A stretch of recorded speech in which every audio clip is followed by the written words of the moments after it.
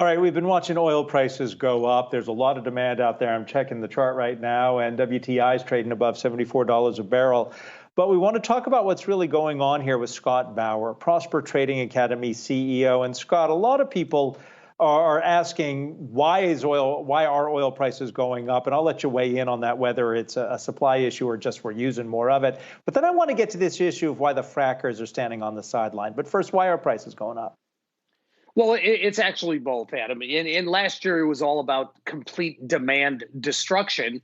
Now, what it is demand that has already recovered back to seasonal averages, where demand levels, the highest that we've seen in a couple years, and the supply is waning. Supply is going down, down, down. And that's even with, the demand for jet fuel actually lagging a little bit. So it is kind of a perfect storm right now of supply and demand, little supply and the most demand we've seen in years. So, you would think, okay, that would make the frackers want to get back to, digging out oil from the ground, but that is not the case.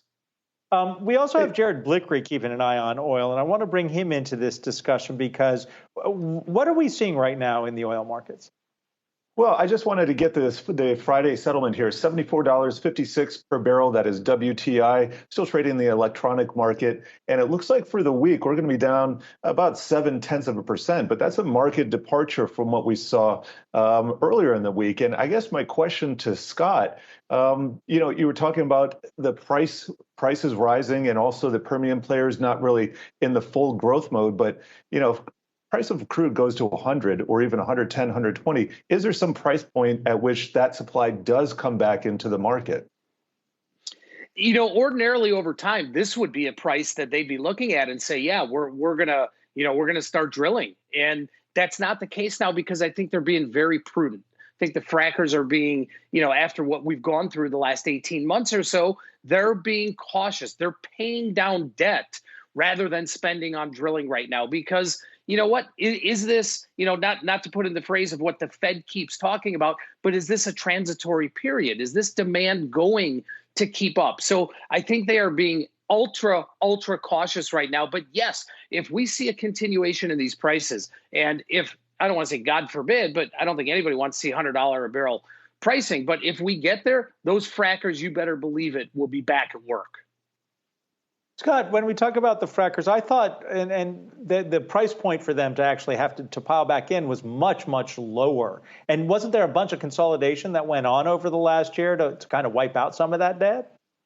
It is. And that's why I said that, historically, this would be a time right now at $75 a barrel that they're going out full force. But again, I think that they are being very prudent. And I quite frankly don't blame them that they're paying down debt, massive amounts of debt that they've accumulated here, that they're able to pay down now rather than spending that money going back into the ground now.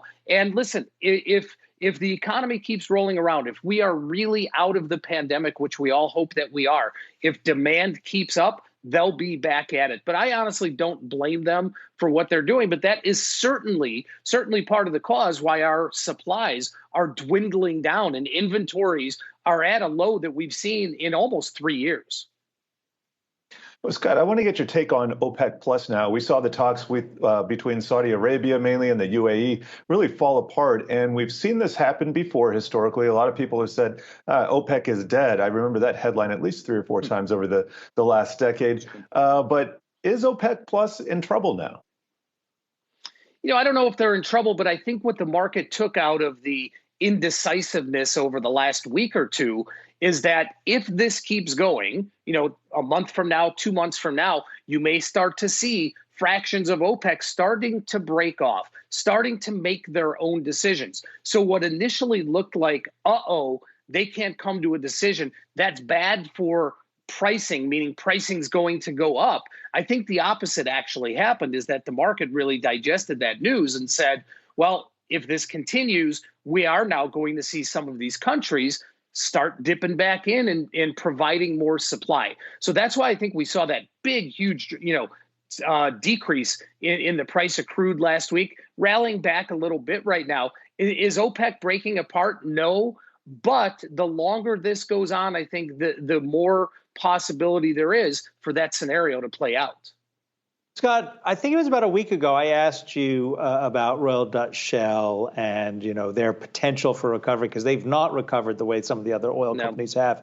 Is it time for consolidation among the huge oil companies? I'm thinking back, we were joking in the commercial break, you and I, about the 1980s. I remember when Mobil was a standalone company, used to publish that weekly comment in Time magazine. Is it time for another round of the big guys getting together?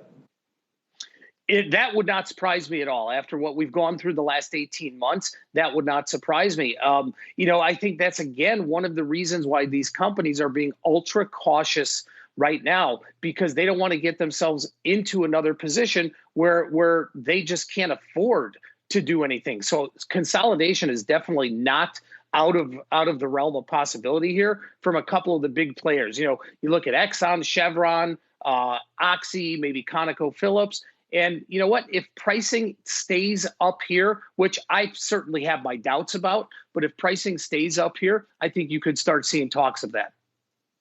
Real quick, when we're looking at the pricing of oil, do you think that $3 a gallon gas is here to stay forevermore? Or will can we expect it to drop back down below $3 a gallon, say, in 2022?